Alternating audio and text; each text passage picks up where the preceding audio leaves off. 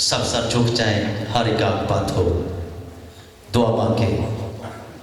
خدا کے خادم سعد و مشتاق مسیح ہے، دعا میں رہنمائی کر کے۔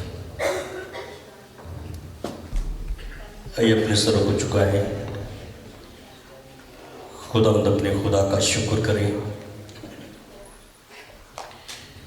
اے قادر مطلق، ازلی، ابدی اور جلالی مبارک خدا، تو جو ہے، جو تھا اور جو آنے والا ہے، نہایت ہی تعظیم کے لائق خداوند، تیرا شکر تے تعریف کرتے ہیں آج کی شام کے لیے جو خداوند تو نے ہماری زندگی میں بخشی، کہ آج شام تیرے سندر قدموں میں جھک کر خداوند تجھے سجدہ تعظیم کریں، کیونکہ خداوند تو ہی تمام ہم تمجید، شکر، عزت اور ستائش کے لائق خدا ہے۔ قادر خدا تیرا شکر کرتے ہیں تیرے لوگوں کے لیے خداوند خدا جو اس وقت تیرے حضور میں سر جھکائے ہیں۔ اے خداوند خدا، ہم سب کا جھک جانا تجھے پسند آئے، اور خداوند خدا آج شام ہر ایک زندگی خداوند خدا تجھ سے برکت پائے۔ قادر خدا، تمام تیرے بیٹوں اور بیٹیوں کے لیے جو خداوند خدا تیری پرستش میں سرانجام دیتے ہیں، تمام تیرے بیٹوں کے لیے، تمام آڈیشن کے لیے، اور خداوند خدا ایک ایک کو خداوند تو نام بنام جانتا ہے۔ خداوند خدا ایک ایک کو چھو اور برکت دے، تاکہ خدا وہ اور زیادہ تیری پرستش روح اور سچائی سے کرے، تاکہ خدا تیرا نام عزت و جلال پائے۔ قادر خدا، آج شام تیرے پیغمبر کے لیے خداوند خدا ریورنڈ وسیم اللہ بکر صاحب کے لیے، جسے خداوند آج شام اے خداوند خدا اپنی کلیسیا میں لایا ہے، کہ خداوند آج شام تیرے کلام کی منادی کر سکے۔ اے خداوند خدا، تو اپنے خادم کی بڑی رہنمائی کرنا، اور آج کا کلام ایک زندگی کے لیے مؤثر اور ایک زندگی کے لیے برکت کا باعث ٹھہرے۔ یہاں کے خداوند خدا مقامی تیرے خادم کے لیے ریورنڈ منیر پھول صاحب کے لیے خداوند خدا، جن کی وساست سے خداوند خدا کنونشن کا، سیمینار کا یہ خداوند خدا انعقاد کیا گیا، تو اپنے خادم کو بڑی برکت دے۔ یہاں کی کلیسیا کے لیے، تمام ایڈر صاحب کے لیے خداوند خدا تو سب کو برکت دے۔ ہماری دعا کو سن، تیرے پیارے بیٹے اپنے مولا جی خداوند یسوع مسیح کے نام میں مانگتے ہیں، آمین۔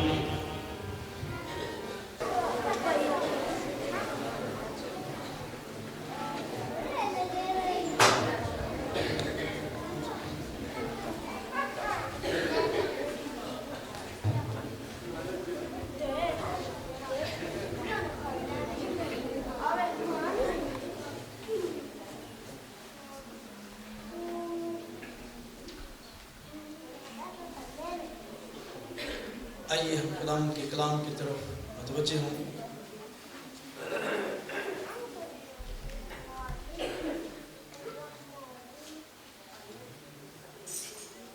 عہد عتیق کی انجیل جلیل میں سے، یعنی یسایہ نبی کا صحیفہ اور اس کا 9واں باب، पहली आयत से 7वीं आयत तक तिलावत की जाती है।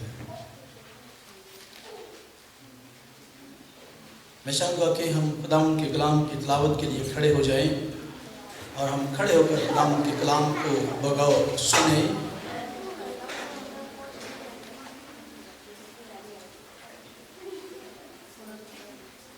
खुदावंद के कलाम अक़दस में यूं मरकूम है, उसने कदीम ज़माने में ज़बूलून और नफ्ताली के इलाकों को ज़लील किया, पर आखिरी ज़माने में कौमों की गलील में दरिया की सिमत यर्दन के पार बुजुर्गी देगा।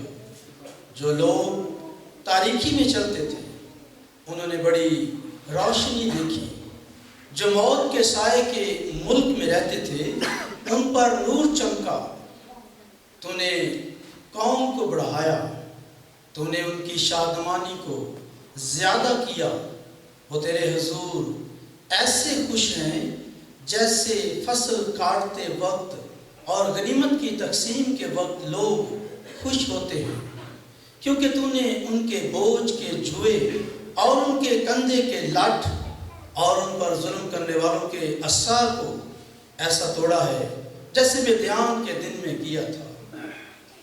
क्योंकि जंग में मुसल्ला मर्दों के तमाम सिलाह और खून आलूदा कपड़े जलाने के लिए आग का ईंधन होंगे।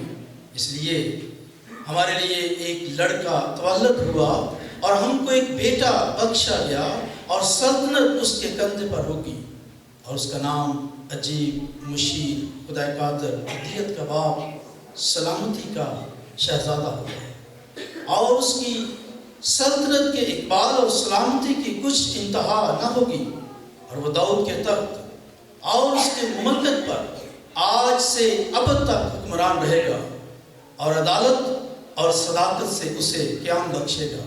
रब्बुल फाज की गयूरी ये करेगी। खुदावंद के कलाम के पढ़े और सुने जाने पर खुदावंद की बरकत हो।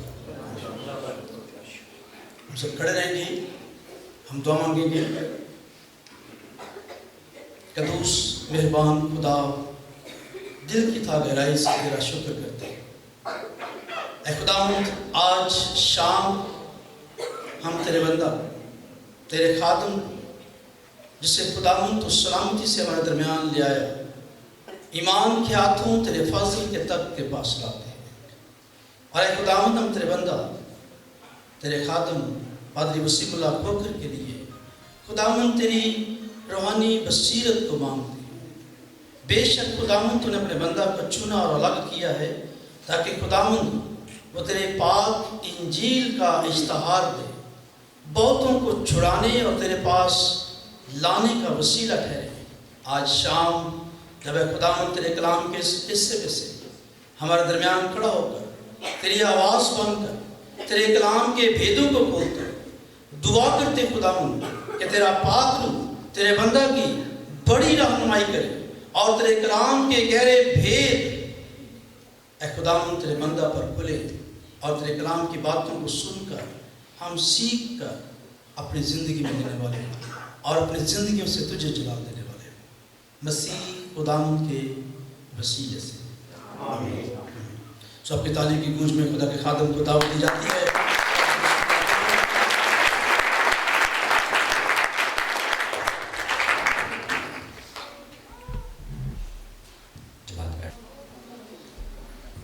ये हवाला जो पादरी साहब ने पढ़ा है,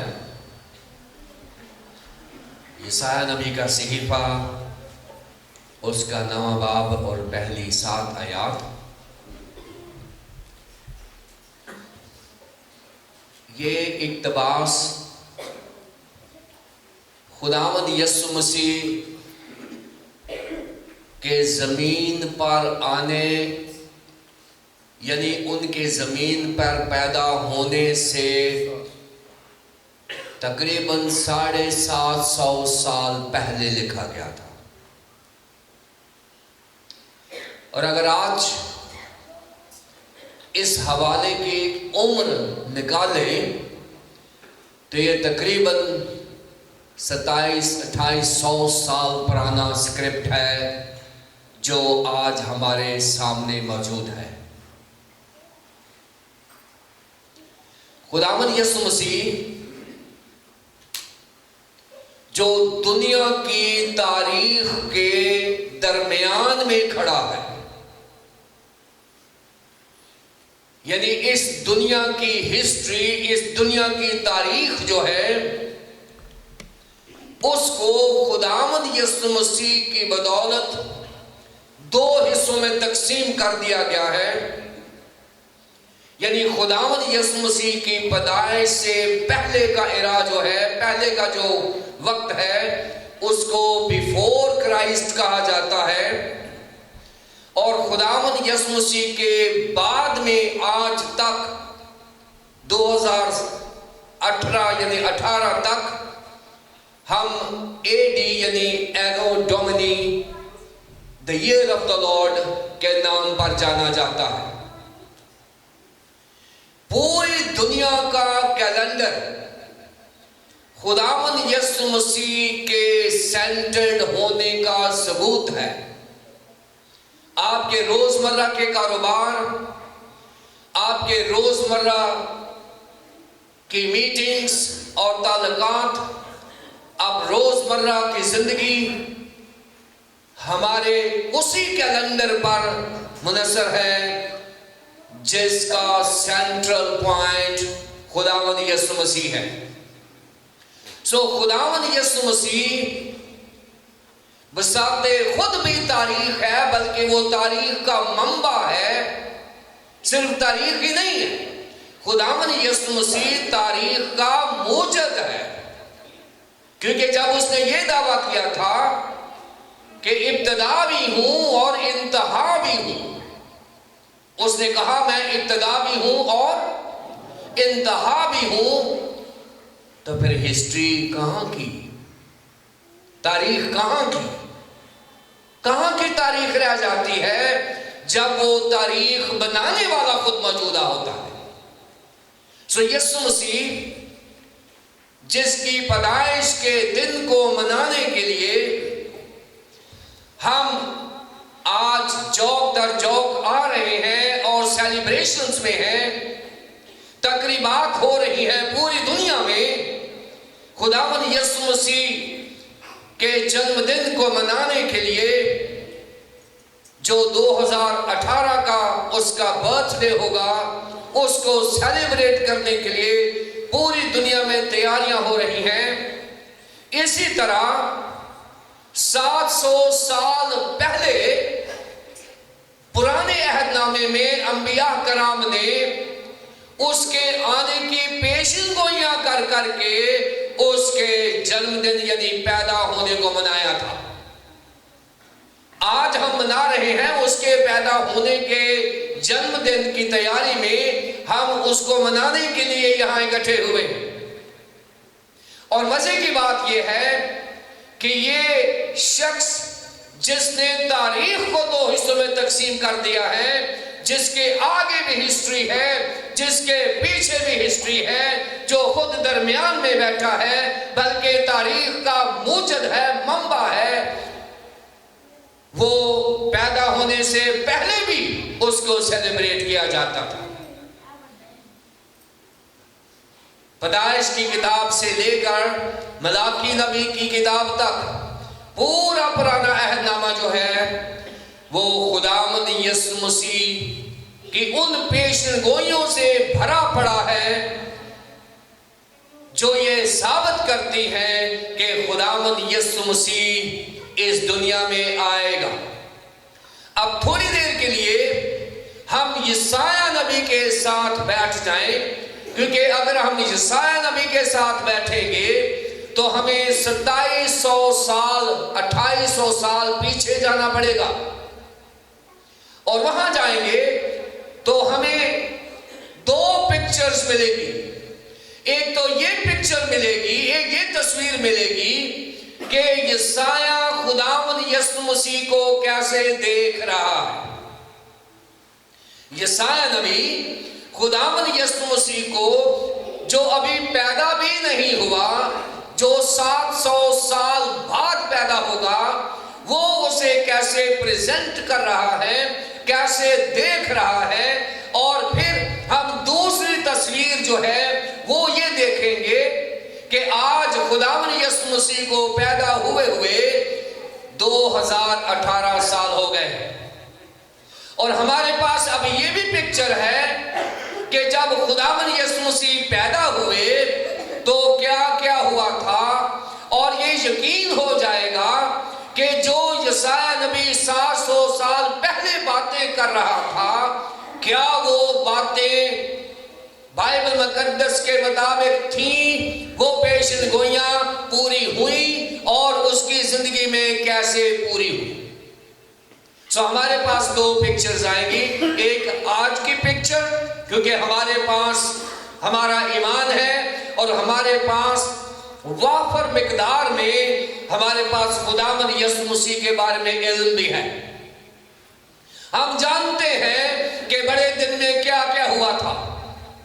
تاریخ کی کتابیں اور بائبل مقدس اس بات کا ثبوت فراہم کرتی ہیں کہ وہ پیدا ہوا تھا، اور جو اس کے بارے میں انبیاء کرام نے کہا وہی ہوا جیسے جیسے اس کے بارے میں لکھا گیا تھا۔ سو ایک پیشن گوئی جو ہے یسایہ نبی نے کی ہے، جس پر آج ہم غور کرنے لگے۔ دیکھیں، جب کسی شخص کو کسی مشن کے لیے مخصوص کیا جاتا ہے تو اس کے لیے مخصوص اہلیت اور قابلیت کی ضرورت ہوتی ہے۔ اگر آپ کسی کو کہیں گے کہ آپ نے کسی کمپنی میں گاڑی چلانی ہے تو لازمی ہے کہ آپ جس لیول پہ ڈرائیونگ نوکری اپلائی کر رہے ہیں اس لیول پہ آپ کی اسکل ہو اور ریکگنائزڈ لائسنس ہو۔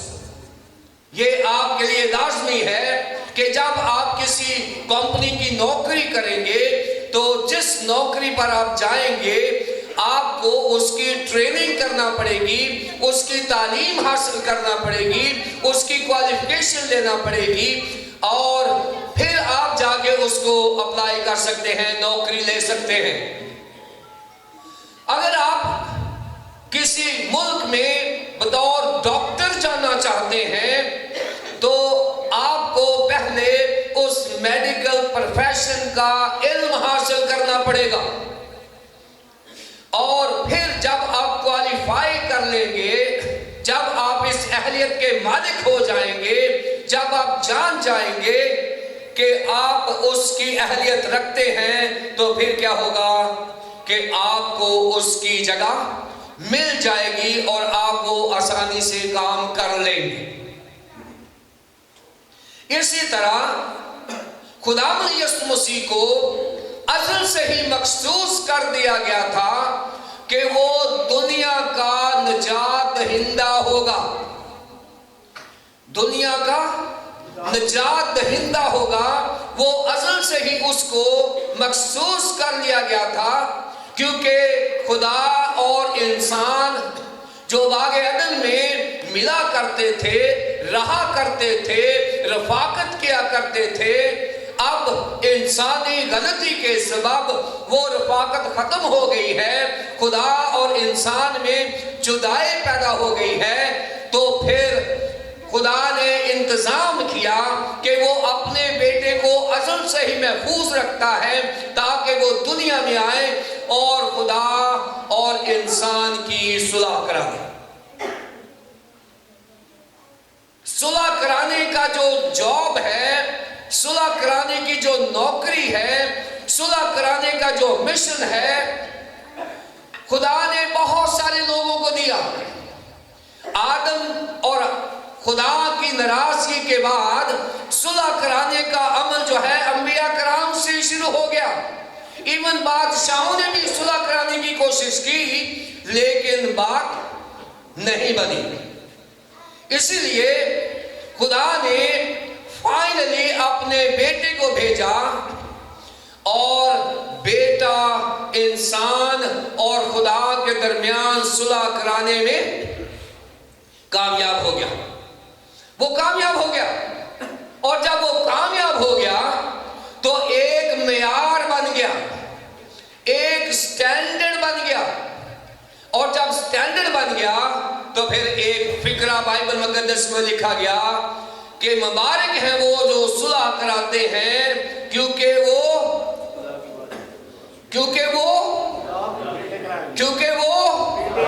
خدا کے بیٹے کہلائیں گے، خدا کے بیٹے کہلائیں گے۔ مبارک ہیں وہ جو صلح کراتے ہیں، کیوں؟ اس لیے کہ خدا اور انسان کے درمیان صلح اگر کوئی بادشاہ کروا دیتا تو یہ مبارکبادی کیسے ہوتی؟ مبارک ہیں وہ جو صلح کراتے ہیں کیونکہ وہ بادشاہ کہلائیں گے، کیونکہ بادشاہ نے کی نہیں ہے صلح۔ اگر یہ صلح کسی نبی کے وسیلے سے ہو جاتی تو یہ مبارکبادی کیسے ہوتی؟ مبارک ہیں وہ جو صلح کراتے ہیں کیونکہ وہ خدا کے پیارے نبی کہلائیں گے، اور صلح نہیں ہو سکتی۔ اور صلح کا مشن، اس کی تکمیل کی ہے خدا کے بیٹے نے۔ اس نے کہا یہ صلح کا کام کیونکہ خدا کے بیٹے نے کروایا ہے، لہذا جو اس مشن کو جاری رکھے گا وہ بھی خدا کا بیٹا کہلائے گا۔ اس لیے مبارک ہیں وہ جو صلح کراتے ہیں کیونکہ وہ خدا کے بیٹے کہلائیں گے، کیونکہ خدا کا بیٹا صلح کرانے میں کامیاب ہوا ہے۔ یسایہ نبی نے خداوند یسوع مسیح کے مشن کو دیکھ لیا۔ یسایہ نبی نے خداوند یسوع مسیح کا جو کام ہے، اس کا جو جاب ڈسکرپشن ہے، اس کی جو نوکری ہے، اس کا جو مشن ہے، اس کو اس نے دیکھ لیا اور جان لیا۔ اور اس نے کیا کہا ہے؟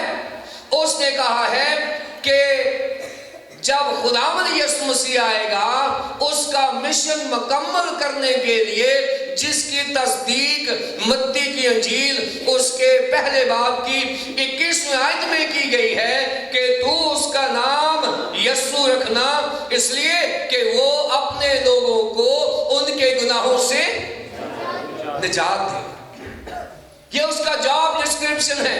اس کا نام اور اس کا کام کمپیٹیبل ہے، کمپیٹیبلٹی ہے ان میں مطابقت ہے، ان میں جوڑ ہے، ان میں کمپیٹیبلٹی موافقیت ہے، یہ دونوں آپس میں ملتے ہیں، یہ میچ ہے۔ اس لیے یسوع کا نام اور یسوع کا کام ایک ہی ہے۔ یسوع کے نام کا مطلب ہے نجات، سو اس کا نام یسوع رکھنا اس لیے کہ وہ اپنے لوگوں کو ان کے گناہوں سے نجات دے گا۔ یسایہ نے اس کے مشن کو سمجھ لیا ہوا، یسایہ نبی نے اس کے مشن کو سمجھ لیا ہے، اور یسایہ نبی نے اس کے مشن کی ڈسکرپشن دے دی ہے، اس کو تفصیل سے لکھ دیا ہے اور ترتیب کے ساتھ بیان کر دیا ہے کہ تمہارے لیے اور ہمارے لیے ایک لڑکا تولد ہوا اور ہم کو ایک بیٹا بخشا گیا۔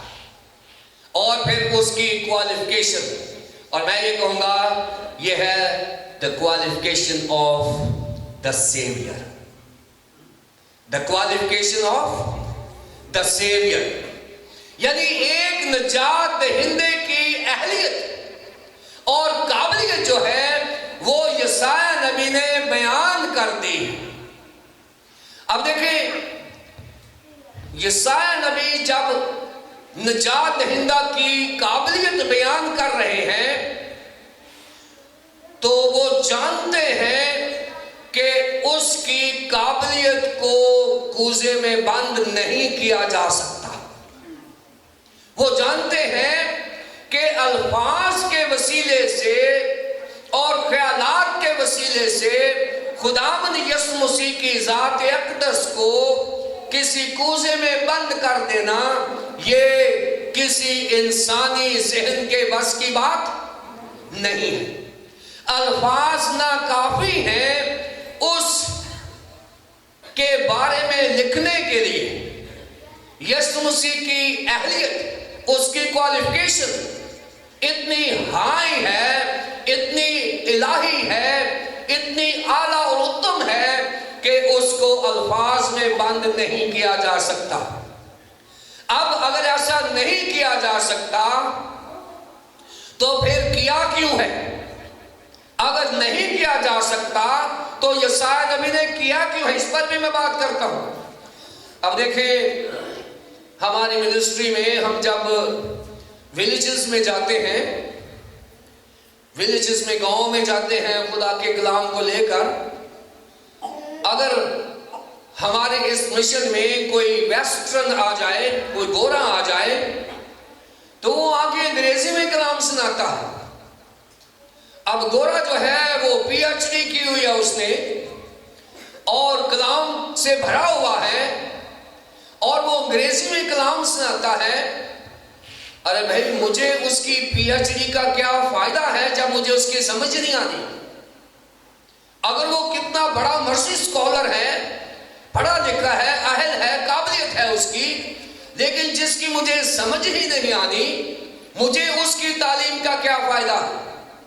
ایک تو یہ تعلیمی معیار ہے۔ کسی بھی شخص کا تعلیمی معیار ہوتا ہے، وہ اس کے اپنے لیے ہوتا ہے، اس کے اپنی ذات کے لیے ہوتا ہے، یا اس کا ایک اپنا حلقہ ہے جہاں کے لیے اسے وہ تعلیم دی گئی ہے۔ ایک تو یہ معیار ہے، تعلیمی معیار۔ ایک تعلیمی معیار وہ ہے کہ آپ جتنے بڑے مرضی ڈاکٹر ہیں، پی ایچ ڈی ہیں، لیکن جب آپ گاؤں میں آتے ہیں تو انتہائی سادہ بات کرتے ہیں، پنجابی میں بات کرتے ہیں، ہماری زبان میں بات کرتے ہیں، تو وہ کیا کرتا ہے کہ وہ اپنی تعلیم کو، اپنی اہلیت کو، اپنی قابلیت کو اپنے تک محدود نہیں رکھتا، بلکہ دنیا کی ضرورت کے مطابق اپنی اہلیت کو لے آتا ہے۔ دنیا کی ضرورت کے مطابق اپنی تعلیم کا درجہ نیچے کر لیتا، اور یہاں یہی ہوا ہے۔ یہاں یہی ہوا ہے۔ یہاں یسوع مسیح کی الہی قابلیت کو نہیں دیکھا گیا، کیونکہ اس کی ذات اقدس کو کسی کوزے میں بند کرنا، کسی ڈبے میں بند کرنا، کسی خیال میں بند کرنا، کسی کلام میں بند کرنا، یہ ناممکن ہے۔ خدا کی ذات کو کسی طرح سے بھی بند نہیں کیا جا سکتا۔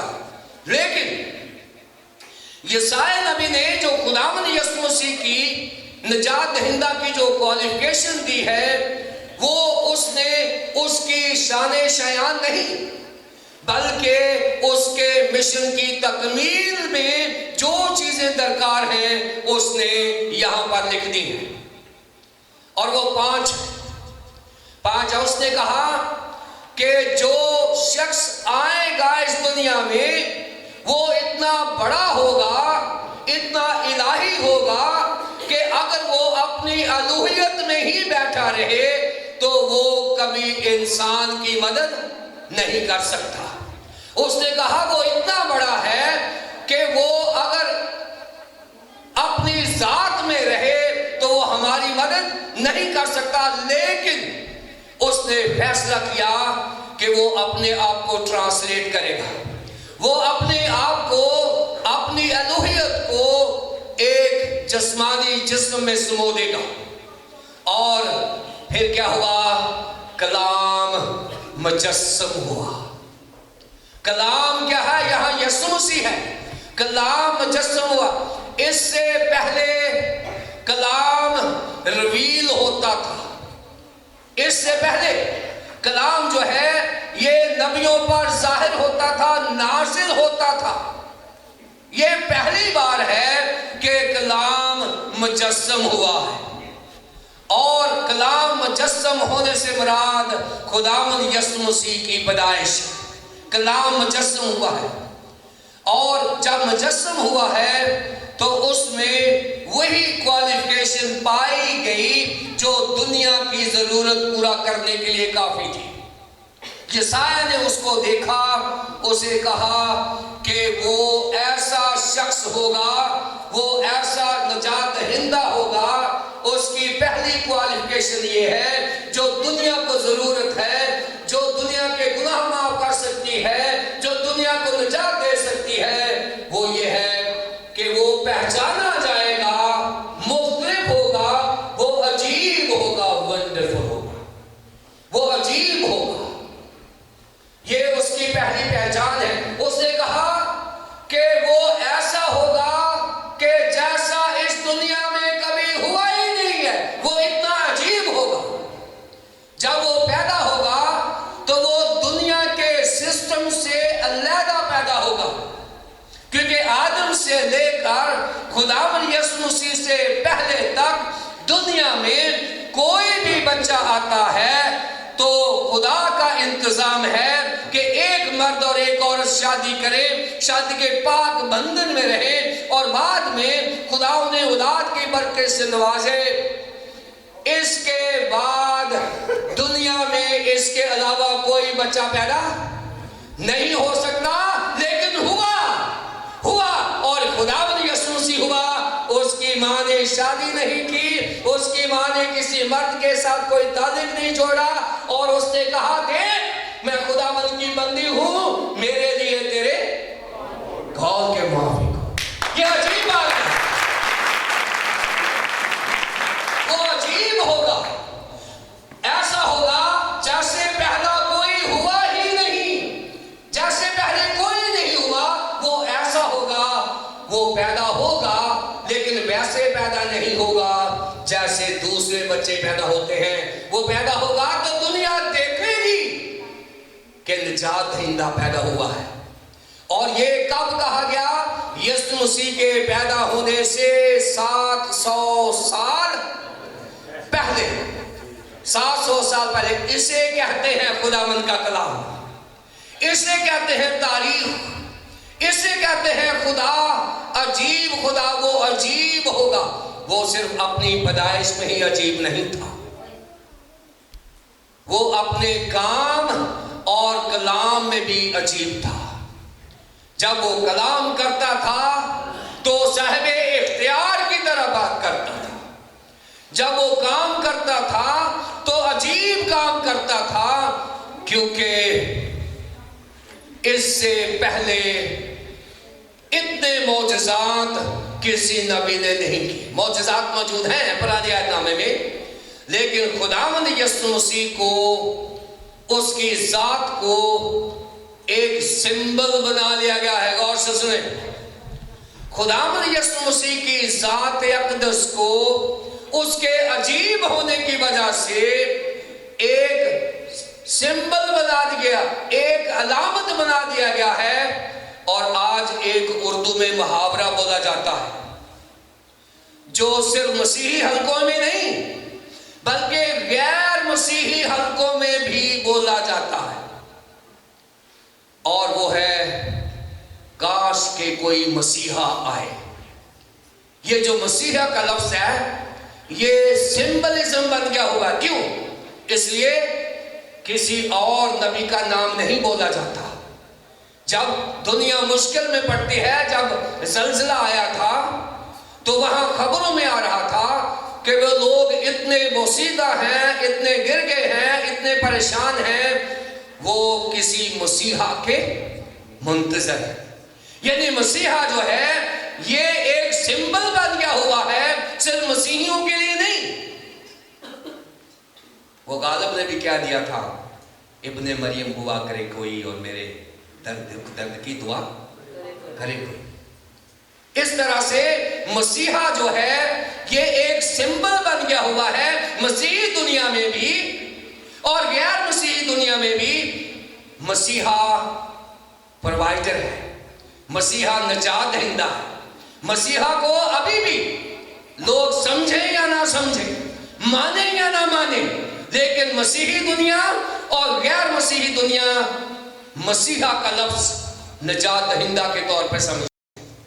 کاش کہ کوئی آئے اور کوئی مسیحا آئے اور ان بیماروں کو شفا دے۔ مسیحا جو ہے اپنے کام اور اپنے کلام کی بدولت ایک سمبل بن گیا ہوا ہے، ایک علامت ٹھہر گیا ہے، اس لیے کہ اس نے کام ہی وہ کیا ہے جو کوئی اور نہیں کر سکتا. وہ عجیب ہے. یسایہ نے 700 سال پہلے کہا تھا. ہم یہ اس لیے بات مانتے ہیں کہ اس نے سچ کہا کیونکہ ہم نے خداوند یسوع مسیح کی پیدائش کو دیکھا, جانچا, پرکھا اور مانا. ہمارے پاس اس کی پیدائش کا اکاؤنٹ ہے, اس کی پیدائش کا ہمارے پاس حوالہ جات ہے. ہمیں علم ہے کہ وہ اپنے کام میں بھی عجیب ہے, اپنے کلام میں بھی عجیب ہے. وہ کہتا ہے کہ جب لوگ بات کرتے تھے ان کی عقل دنگ رہ جاتی تھی کہ یہ کیسے باتیں کرتا ہے. بڑے بڑے اسکالرز اس کے سامنے نہیں جواب دے سکتے تھے, اس لیے کہ وہ عجیب ہے. اور یہاں تک کہ اس کی موت بھی عجیب ہوئی ہے. موت بھی عجیب ہوئی ہے. جب اس کی موت ہوئی ہے تو اس کو 3 بار یہودی عدالت میں پیش کیا گیا اور 3 بار رومی عدالت میں پیش کیا گیا. اور 6 پیشیوں کے بعد, یہ ساری رات میں پیشیاں ہوئی, 6 پیشیوں کے بعد پلاطوس نے صبح 8:30 بجے اپنے ہاتھ دھوئے اور اس نے کہا کہ میں اس بے گناہ میں کوئی ایسی چیز نہیں مل پاتا جس کے بعد اس کو قتل کیا جائے. یعنی رومی عدالت اور یہودی عدالت نے ثابت کر دیا کہ وہ بے گناہ ہے. لیکن یہودیوں نے, اس وقت کے لیڈروں نے, اس وقت کے جو کاہن اور سردار کاہن تھے, انہوں نے کہا اس کو قتل کر دے, اس کو سزا دے اور اس کی موت کے ذمہ دار ہم اور ہماری اولاد ہوں. اور یہ دیکھیں کہ بے گناہ کو قتل کر دیا گیا. عدالت قانون یہ کہہ رہا ہے کہ وہ بے گناہ ہے اور اس کو سزائے موت, مصلوبیت کی سزا دے دی گئی. اور یہ بھی عجیب ہے. اور جب وہ صلیب پر سے اتار لیے گئے, ایک اور عجیب بات ہو گئی. یسایہ کہتا ہے وہ عجیب ہے, اس کا نام عجیب ہے, اس کی تعلیم عجیب ہے. اس نے کہا کہ اس کو کہاں رکھنا ہے, اور پھر کسی کی ادھار لے کر قبر اس میں رکھا. یہ بھی عجیب بات ہے کہ اس کے لیے زمین پر قبر کی ضرورت نہیں تھی, کیونکہ وہ جانتا تھا کہ ایک اور بہت بڑا عجیب کام ہونے والا ہے جو اس سے پہلے نہیں ہوا, جو کسی نبی میں نہیں ہوا, کسی میں نہیں ہوا. وہ کیا تھا کہ ہمارا نجات دہندہ جو عجیب ہے وہ عجیب طور پر تیسرے دن بعد مردوں میں سے جی اٹھا. یہ اس سے بھی اور عجیب بات ہو گئی تاکہ وہ عجیب ہے. دیکھیں یسایہ نبی کیسے کرسمس کو انجوائے کر رہا ہے. 700 سال پہلے, جیسے آج ہم 2000 سال بعد کرسمس کو انجوائے کر رہے ہیں, یسایہ نبی اس کو عجیب کہہ کے اس کی پیدائش کو, اس کی زندگی کو, اس کی موت کو, اس کے معجزات کو, اس کی تعلیمات کو, اس کے زندہ ہونے کو, اس کے دوبارہ آنے کو, ساری چیزیں وہ انجوائے کر رہا ہے. ایک لفظ کہہ کے کہ وہ عجیب ہوگا, وہ عجیب ہوگا. یہ اس کی کوالیفیکیشن ہے, اس لیے کہ اس کوالیفیکیشن کی ہمیں ضرورت تھی. اگر وہ عجیب نہ ہوتا تو وہ عجیب کام نہ کرتا, اگر وہ عجیب نہ ہوتا تو وہ عجیب تعلیمات نہ دیتا. اور اس کے بعد کیا ہوا, جب عجیب ختم ہوا اس نے کہا وہ صرف عجیب ہی نہیں, اس کی کوالیفیکیشن یہ ہے کہ وہ مشیر بھی ہوگا, کاؤنسلر ہوگا, کاؤنسلر ہوگا. اور کاؤنسل جو ہوتا ہے یہ 2 کام کرتا ہے. کاؤنسلر جو ہوتا ہے, یہاں جو بائبل مقدس میں استعمال ہوا ہے لفظ, 2 کام کرتا ہے. پہلا کام یہ کرتا ہے کہ وہ اپنے خاندان کو, اپنے دوستوں کو صلاح دیتا ہے, ان کو صلاح مشورہ دیتا ہے. اور کاؤنسل کا کام ہے مشورہ دینا, کاؤنسلنگ کرنا, بتانا, صلاح کاری کرنا. اور صلاح کاری کیسے ہے کہ ہم جب غلط ہوتے ہیں تو وہ ہمارا صلاح کار ہوتا ہے, ہم ٹھیک ہوتے ہیں ہمیں حوصلہ دیتا ہے, ہماری مشکلات میں ہمارے ساتھ کھڑا ہوتا ہے، ہماری سہایتا کرتا ہے، وہ مشیر ہے، کاؤنسلر ہے، یہ ایک صلاح ہے۔ اور اگر آپ مکاشفہ 3 باب دیکھیں تو اس میں لودکیہ کی کلیسیا کے نام جب فرشتے کو کہا کہ خط لکھ، تو یسوع مسیح نے کہا میں تجھے صلاح دیتا ہوں کہ اگر تو نے آن میرٹ، معیار کے مطابق مسیح رہنا ہے یا ہونا ہے تو میری صلاح پر کام لگاؤ۔ اور یہ کاؤنسلر کا کام ہے، اور کاؤنسلر یسوع مسیح جب اس دنیا میں آئے تو وہ انہوں نے اصلاح کری کا کام کیا، اور وہ آج بھی کر رہے ہیں خداوند پاک روح کے وسیلے سے، خداوند پاک روح کے وسیلے سے، خدا روح القدس کے وسیلے سے آج بھی کاؤنسلنگ منسٹری جاری ہے۔ پہلی یہ اصلاح کاری یہ ہے۔ پھر ہے ایڈوکیسی، دوسرا جو مشاورت ہوتی ہے، جو مشیر جو ہوتا ہے، اس کے لیے ایڈوکیسی، یعنی وہ ہمارا سولیسٹر، وہ ہمارا وکیل بن جاتا ہے، ایڈوکیٹ بن جاتا ہے۔ اور ایڈوکیٹ کب ہوتا ہے؟ اس وقت جب ہمارا مقدمہ ہو جاتا ہے، جب ہم کسی عدالت میں جاتے ہیں، چاہے وہ خدا کی عدالت ہو، چاہے وہ دنیا کی عدالت ہو۔ جب ہم خدا کی عدالت میں یا ہم دنیا کی عدالت میں جاتے ہیں تو خداوند یسوع مسیح ہمارے ساتھ ہوتا ہے۔ وہ کہتا ہے تم وہاں جاؤ گے، فکر نہ کرنا کیا بولنا ہے، میں تمہیں بتاؤں گا کہ تمہیں وہاں پر کیا کہنا ہے۔ خداوند یسوع مسیح ہماری مشکل میں، ہماری عدالتوں میں، ہماری فکروں میں ہماری ایڈوکیسی کرتے ہیں۔ وہ مشیر ہوگا، یہ کوالیفیکیشن ہے، کیونکہ ہمیں ضرورت تھی ایسے انسان کی، ایسے نجات دہندہ کی جو عجیب ہو اور وہ مشیر ہو۔ اور پھر کون ہو تیسرا نمبر پر؟ آلمائٹی گاڈ، خدائے قادر، خدائے قادر۔ اور خدائے قادر کی 3 خوبیاں ہوتی ہیں، ذہن میں رکھیں۔ جو خدائے قادر ہے اس کی 3 خوبیاں ہوتی ہیں۔ پہلی بات کہ یہ ہے کہ وہ ہمہ وقت حاضر اور ناظر ہوتا ہے، وہ اومنی پریزنٹ ہوتا ہے۔ خدائے قادر جو بائبل کا خدا ہے، اس کے بارے میں کہا گیا ہے کہ وہ ہمہ وقت حاضر اور ناظر ہوتا ہے، یعنی وہ اومنی پریزنٹ ہوتا ہے۔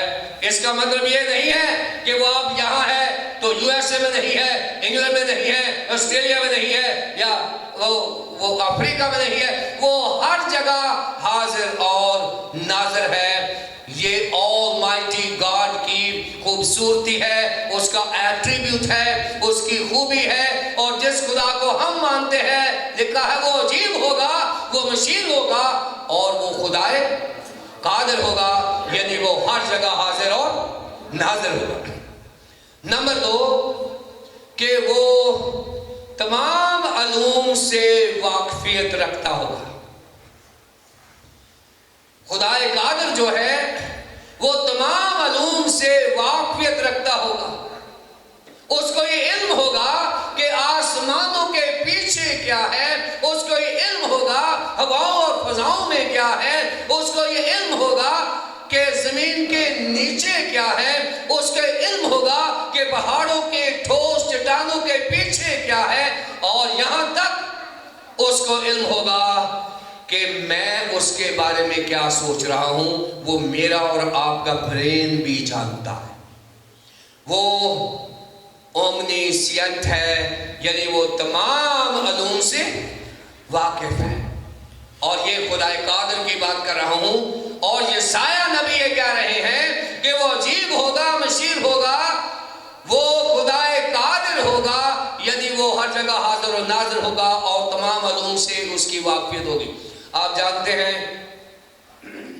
شاگرد ایک جھیل میں ساری رات مچھلیاں پکڑ رہے ہیں، اور صبح ہو گئی ہے، اب مچھلیوں کے پکڑنے کا وقت ختم ہو گیا۔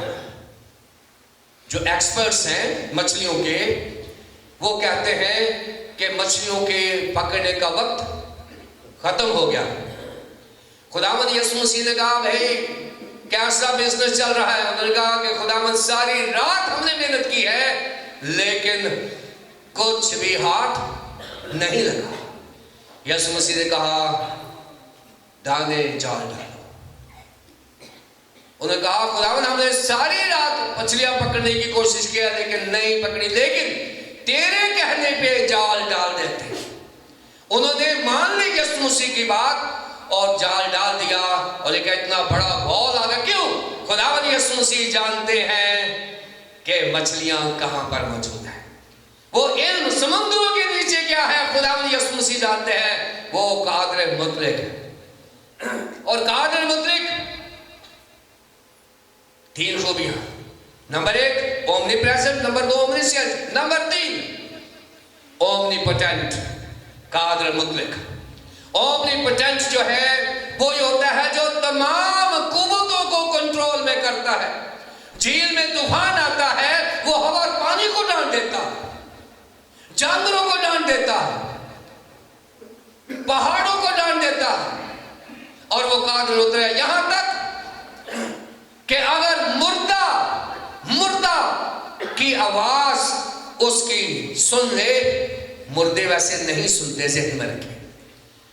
जब मुर्दे मर जाते हैं, कोई शख्स मर जाता है तो हम जोर जोर से रो रो के कहते हैं उठ आंखें खोल, लेकिन वो नहीं खोलते। लेकिन जब यीशु पुकारता है जो कादिर मुतलक है तो लाजर बाहर आ जाता है।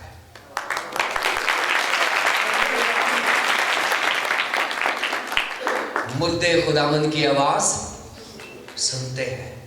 इवन बेजान चीजें भी खुदावंद की आवाज सुनती, इसलिए कि वो सिर्फ मुर्दे जिंदा करने में ही कादिर नहीं है, बल्कि वो मौत पर ही कादिर है। अगर उसे मौत आ गई है तो उसको भी मौत देकर वो जिंदा हो गया है। और इससे बड़ी कुदरत का मुजाहरा क्या हो सकता है? खुदावंद यीशु मसीह अजीब है, खुदावंद यीशु मसीह मशीर है, खुदावंद यीशु मसीह खुदाए कादिर है। और नंबर 4 वो अजीब होगा, मशीर होगा, खुदाए कादिर होगा, और क्या होगा? अबदियत का बाप होगा। अबदियत का बाप होगा। और अबदियत क्या है? जिसे हम इटर्निटी कहते हैं। इटर्निटी अज़ल से लेकर अब तक, यानी दुनिया के वजूद से लेकर दुनिया के इख्तिताम तक, आगाज से लेकर इख्तिताम तक। और इटर्निटी जो है, अबदियत जो है, असल में ये वो हालत है जो हमारे मरने के बाद हमेशा हमेशा रहेगी और वो कभी खत्म नहीं होगी, उसका कोई इख्तिताम नहीं होगा। ये अबदियत है। और अबदियत का बाप कौन है? यहां पर बाप नहीं, बात नहीं की यहां पर बाप जब यीशु मसीह को कहा गया है तो यहां पर यह नहीं कहा गया कि वो खुदा बाप है, नहीं, उसको कहा गया है कि वो बाप है, लेकिन किसका है? अबदियत का बाप है। और अबदियत क्या है? बाप से हमराद ये है कि उसने अबदियत को बनाया है, उसने वो अबदियत का मालिक है। हमें क्या फिक्र है कि हम कहां जाएंगे? हमें क्या फिक्र है कि हमारी आकबत क्या होगी? हमें क्या फिक्र है कि हम कहां अपनी इटर्निटी गुजारेंगे? अरे भाई, मेरा और आपका निजात हिंदा जिसको हम सेलिब्रेट कर रहे हैं, उसकी अबदियत है। अबदियत का मालिक वो है। जब हम यहां से कूच कर जाएंगे तो हम खुदावंद यीशु मसीह के साथ, हम खुदावंद यीशु मसीह के साथ अबदियत में चले जाएंगे, जहां हम हमेशा हमेशा के लिए महफूज किए जाएंगे। हम अपनी पहचान रखेंगे और ये अबदियत हमारे खुदावंद यीशु मसीह की ही है। वो अजीब है, मशीर है, खुदाए कादिर है, अबदियत का बाप है, बानी है। घबराने की जरूरत नहीं है। और 5वीं बात, जमीन को जिस चीज की जरूरत है, ये 5 चीजें जमीन में चाहिए थी। जमीन में एक ऐसा शख्स चाहिए था जो अजीब हो, जिस तरह का कोई इससे पहले ना हो और ना ही इसके बाद हो। ایسا شخص، یسایہ نے کہا ایسا ہوگا. پھر اس نے کہا مشیر ہو تاکہ اس کی کلیسیا کو اگر مشاورت کی ضرورت پڑے تو وہ مشاورت دے، اور اگر اس کو ایڈوکیسی کی ضرورت پڑے، وکالت کی ضرورت پڑے تو وہ وکالت دے. پھر اس کو بتایا خدا قادر ہو، کیونکہ کلیسیا میں معجزات چاہیے، شفا چاہیے، کلیسیا میں ایمان چاہیے، خدا کی روح القدس کی نعمتیں چاہیے، پھل چاہیے. کب ملیں گے؟ جب خداوند یسوع مسیح خدا قادر کو مانیں گے. پھر ابدیت کا باب ہوگا، یہ یسایہ نبی نے کہا ہے، اور فائنلی اس نے کہا ہے وہ سلامتی کا شہزادہ ہوگا. سلامتی کا شہزادہ ہوگا. یہ جو منارک ہوتے ہیں جہاں شاہی حکومت ہوتی ہے، وہاں جمہوریت نہیں ہوتی، وہاں شاہی حکومت ہوتی ہے، اور پیچھے خاندانوں کے خاندان 100 سال 200 سال سے وہ شاہی حکومت چلتی آتی ہے. اور وہ کیا کرتے ہیں کہ اپنے بچوں کو کسی صوبے کا پرنس لگا دیتے ہیں، شہزادہ لگا دیتے ہیں. اور خداوند یسوع مسیح کو شہزادہ لگایا گیا ہے، لیکن کسی زمینی صوبے کا نہیں، بلکہ زمین پر وہ سلامتی کا سفیر بنا کر بھیجا گیا. زمین پر وہ سلامتی کا سفیر، امبیسیڈر آف پیس، وہ سلامتی کا شہزادہ ہے. اور آپ جانتے ہیں کہ یہ یسایہ کی بات کب پوری ہوئی؟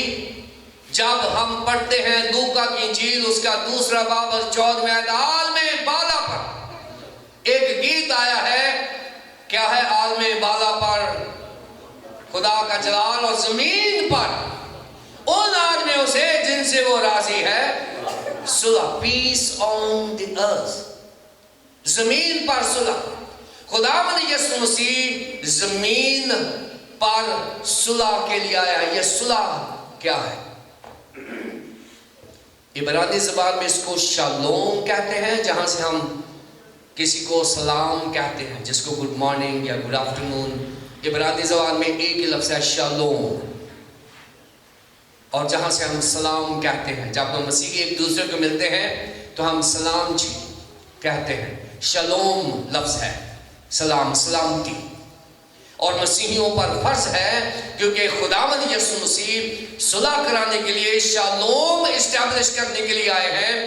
بڑا دن شالوم کا پرچار ہے. بڑا دن جو ہے یہ شالوم کا پرچار ہے. اور یونانی زبان میں آئرینے لفظ استعمال ہوا ہے. آئرینے، یہ شالوم کو یونانی زبان میں کریں تو اردو میں امن، پیس، اطمینان، یہ چیزیں ڈیولپ ہو جائیں گی.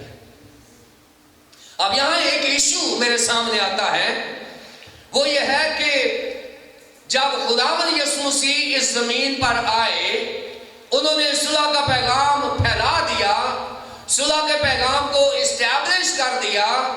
تو کیا خداوند یسوع مسیح کے آنے کے بعد دنیا میں امن پیدا ہو گیا؟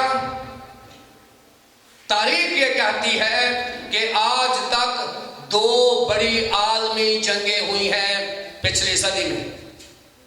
20ویں صدی میں 2 بڑی عالمی جنگیں، اور اس کے بعد ملک میں لڑائیاں جھگڑے کال پڑے ہیں، خاندانوں میں اور جھگڑے ہی جھگڑے ہیں. کیا خداوند یسوع مسیح کے آنے کے بعد دنیا میں امن پیدا ہو گیا؟ اور اس کا جواب تو یہ ہے کہ نہیں. لیکن اس کا جواب اس کے بعد آئے گا کہ اگر نہیں ہے تو کیوں نہیں ہے؟ اس لیے کہ ہم نے شالوم کو سمجھا ہی نہیں. انسان اتنا ہٹ درم ہے، اتنا اپنے آپ کو کلیور سمجھتا ہے، اتنا انٹیلیجنٹ سمجھتا ہے کہ وہ سمجھتا ہے کہ میں ایک آدھ کمیٹی بنا کے تو شالوم پیدا کر لوں گا. ارے بھئی، خدا کی دکان پہ ایک ہی چیز ملتی ہے، وہ ہے سلامتی. کمیٹیوں سے نہیں آئے گی سلامتی، سلامتی آئے گی سلامتی کے شہزادے کو ماننے سے، ویسے سلامتی نہیں آئے گی۔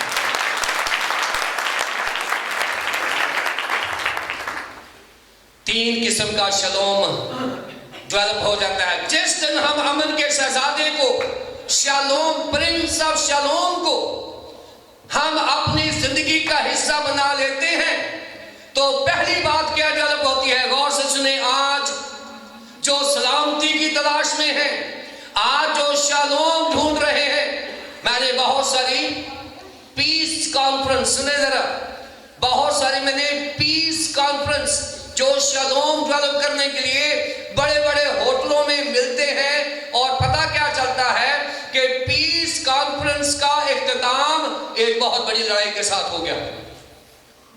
امن کے اوپر کانفرنس ہو رہی ہے اور اختتام کیا ہوتا ہے؟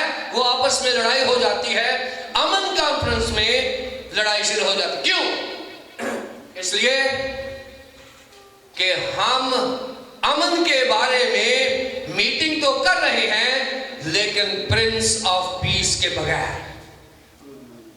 امن کے بارے میں میٹنگ تو کر رہے ہیں لیکن ہم نے اس کمیٹی میں، اس کانفرنس میں پرنس آف پیس کو دعوت نہیں دی۔ آپ نے چیف گیسٹ تو بلایا ہی نہیں ہے جو امن کا بانی ہے، جس نے امن پیدا کرنا ہے وہ تو آئے ہی نہیں ہے۔ اور یہی وجہ ہے کہ امن کے نام پر ہم نے میٹنگ کی اور لڑائی جھگڑے پر ختم ہو گئی، اور ایسے ہی ہوتا ہے۔ اس لیے پرنس آف پیس جب ہماری زندگی میں آتا ہے، میں آپ کو پرنسپل دے دیتا ہوں، کلیہ دیتا ہوں، پوری دنیا کو یہ میں دعوت دے دیتا ہوں، اگر آپ یہ بات مان لیں تو آپ کی زندگی میں امن آنا شروع ہو جائے گا۔ نمبر ایک، جب پرنس آف پیس کو ہم اپنی زندگی میں دعوت دیتے ہیں، سب سے پہلا امن جو ڈیولپ ہوگا وہ میری زندگی میں ہوگا، انڈیویجول، انفرادی زندگی میں ہوگا۔ مجھے پیس آف مائنڈ ملے گا۔ کیوں؟ کیونکہ میرے پاس پرنس آف پیس ہے۔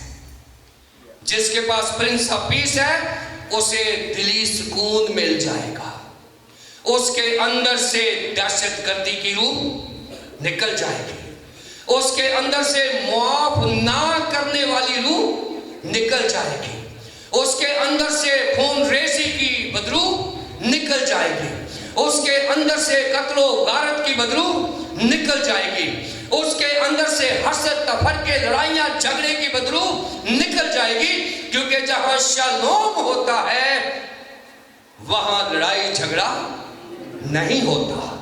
جب شالوم آئے گا میری زندگی میں تو میری زندگی میں امن پیدا ہو جائے گا۔ انفرادی طور پر آج جو بھی شالوم پرنس آف شالوم کو اپنی زندگی دے دے گا اور پرنس آف شالوم کو اپنے دل میں لے لے گا، اس کی زندگی یکسر بدل جائے گی۔ یہ پہلی بات ہے، اور یہ بلا امتیاز مذہب و نسل، رنگ و نسل، یہ دعوت عام ہے۔ تو اس نے کہا میرے پاس آؤ، اے محنت اٹھانے والوں اور بوجھ سے دبے ہوئے لوگوں، میرے پاس آؤ، میں تمہیں شالوم دوں گا، میں تمہیں شالوم آرینے دوں گا۔ جب ہم شالوم کو دعوت دیتے ہیں تو پہلی زندگی میں کیا بات آتی ہے؟ میری انفرادی زندگی میں، انفرادی زندگی میں شالوم آ جاتا ہے، اطمینان آ جاتا ہے، اطمینان آ جاتا ہے، اور میری زندگی میں سوچ بدل جاتی ہے، میری اپروچ بدل جاتی ہے، میرے الفاظ بدل جاتے ہیں، میرے خیالات بدل جاتے ہیں۔ پالوس رسول جب تک اس کے پاس شالوم نہیں تھا اس وقت وہ مارا کرتا تھا، اور جب شالوم آ گیا تو اس نے یسوع مسیح کی خاطر 5 بار ایک کم 40 کو لکھا ہے۔ شالوم آ جاتا ہے تو ہمارے اندر سے ہر وہ چیز نکل جاتی ہے جو مجھے یا میرے بھائی کو نقصان پہنچا سکتی ہے، کیونکہ اطمینان کا سرچشمہ یسوع مسیح ہے۔ پہلی بات۔ دوسری بات، اگر شالوم، پرنس آف شالوم، امن کے شہزادہ ہماری زندگی میں آ جائے گا تو پہلی بات کہ ہمارا انفرادی ڈھانچہ بدل جائے گا، سوچ بدل جائے گی۔ نمبر 2، میرا سوشل جو انٹریکشن ہے، میرا جو سماجی ملنا جلنا ہے، میری جو معاشرتی زندگی ہے، لوگوں کے ساتھ میں شلوم شیئر کرنے والا بن جاؤں گا۔ میں شلوم سلام جی کرتا رہوں گا۔ کیوں؟ میرے اندر میں نہیں بولتا بلکہ پرنس آف شلوم بولتا ہے۔ جب پرنس آف شلوم میرے اندر آ جائے گا تو میں کہوں گا بہن جی سلام، بھائی جی سلام، پادری صاحب سلام، ہر وقت سلام سلام۔ میں ایک پادری صاحب کو جانتا ہوں، انہوں نے کبھی کسی کو پہلے سلام کرنے کی اجازت نہیں دی، وہ موقع ہی نہیں دیتے تھے۔ انہوں نے اسٹائل بنا لیا ہوا تھا، جب بھی انہوں نے نوک کیا، دروازہ کھولا، فوراً بھائی بہن جی سلام۔ کبھی انہوں نے کلیسیا کو موقع نہیں دیا تھا کہ ان کو کہیں بھائی صاحب سلام، نہیں۔ وہ کہتے تھے میں پہلے یسوع دینا چاہتا ہوں، میرا یسوع میرے اندر اتنا چھلانگیں لگا رہا ہے، میرا امن، میرا شلوم اس قدر زیادہ ہے کہ میں سب سے پہلے میں یسوع دینا چاہتا ہوں لوگوں کو۔ جب یسوع میرے اندر آ جائے گا تو ہمارا معاشرہ بدل جائے گا، ہماری فیملی لائف بدل جائے گی، ہماری سوشل لائف بدل جائے گی۔ آج معاشرے میں لڑائی ہے، آج معاشرے میں جھگڑا ہے، آج جدائیاں ہیں، تفرقے ہیں، گرجوں میں لڑائیاں ہیں، ایلڈرز میں لڑائیاں ہیں، پادریوں میں لڑائیاں ہیں، بشپ صاحبان میں لڑائیاں ہیں، سیاسی لیڈرز میں لڑائیاں۔ کیوں؟ اس لیے شلوم نہیں ہے، شلوم نہیں ہے، پرنس آف شلوم نہیں ہے۔ اس بڑے دن پر پرنس آف شلوم کو نہ صرف دنیا میں ویلکم کہنا ہے بلکہ انفرادی طور پر اور اجتماعی طور پر ہم نے اس کو ویلکم کہنا ہے جب شلوم آتا ہے۔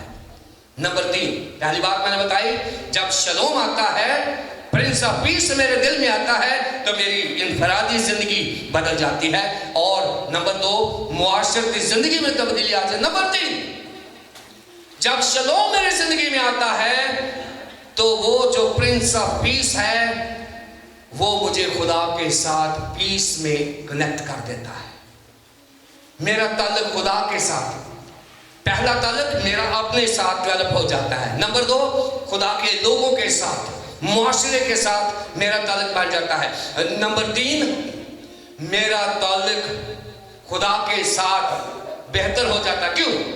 اس لیے کہ خدا باپ کے ساتھ تعلق رکھنے کے لیے یسوع مسیح نے کہا ہے کہ کوئی میرے وسیلے کے بغیر باپ کے پاس نہیں جا سکتا، کوئی میرے وسیلے کے بغیر باپ کے پاس نہیں جا سکتا۔ اور جب شلوم ہوگا تو ہم باپ کے پاس چلے جائیں گے۔ خدا باپ کے ساتھ، ہمارا خدا کے کلام کے ساتھ، خدا کی کلیسیا کے ساتھ، خدا کے لوگوں کے ساتھ، پاسبانوں کے ساتھ تعلق بہتر ہو جائے گا جب شلوم ہماری زندگی میں، اطمینان یسوع مسیح آ جائے گا۔ یسوع مسیح نے اطمینان کے بارے میں 2 بہت بڑی باتیں کہی ہیں، 2 بہت بڑی باتیں کہی ہیں، اور یہ باتیں بتا کر ہم اس کو ختم کریں گے۔ پہلی بات، پرنس آف پیس نے کہا کہ میں پرنس آف پیس ہوں، میں پرنس آف شلوم ہوں، میں وہ اطمینان دیتا ہوں جو دنیا نہیں دے سکتی۔ میرے پاس وہ اطمینان ہے جو دنیا نہیں دے سکتی۔ دنیا دیتی ہے اطمینان، دنیا دیتی ہے، دنیا شاید تھوڑی دیر کے لیے ہم نشہ آور چیز لے لیں، ڈرگس لے لیں تو وہ تھوڑی دیر کے لیے بڑا سکون آ گیا۔ کوئی نشہ آور چیز لے لیتے ہیں تو بڑا سکون آ گیا، کوئی انجیکشن لگا لیتے ہیں بڑا سکون آ گیا۔ دنیا اس قسم کا اطمینان، یسوع مسیح کہتے ہیں نہیں، میں وہ اطمینان دوں گا جو دنیا نہیں دے سکتی۔ یسوع مسیح نے مجھے اور آپ کو وہ اطمینان کا وعدہ کیا ہے، میرے پاس آؤ میں تمہیں اطمینان دوں گا، شلوم دوں گا۔ اور ایسا اطمینان دیکھیں، ایک شخص ہے جو 4 لوگوں سے اٹھوا کر لایا گیا ہے اور وہ مفلوج ہے اور اس کو بطور میڈیکل کیس خداوند یسوع مسیح کے سامنے رکھا ہے۔ آپ جانتے ہیں مرکز کی انجیل 2 باب میں پہلی 12 آیات میں ایک معجزہ ہے، ایک مفلوج کو لوگ لائے ہیں اور وہ بطور میڈیکل کیس خداوند یسوع مسیح کے سامنے آیا ہے، اور خداوند یسوع مسیح نے اس کو بطور میڈیکل کیس اٹینڈ نہیں کیا، اس کو بطور تھیولوجیکل کیس اٹینڈ کیا ہے، اور اس کو میڈیکل پروسیس میں ڈالنے کی بجائے اس کو